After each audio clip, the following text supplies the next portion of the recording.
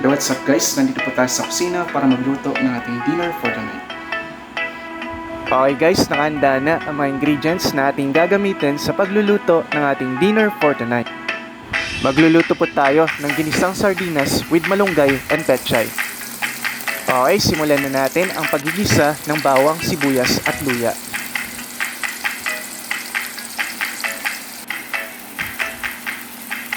Okay, pagkatapos nito, isunod na po natin ang sardinas.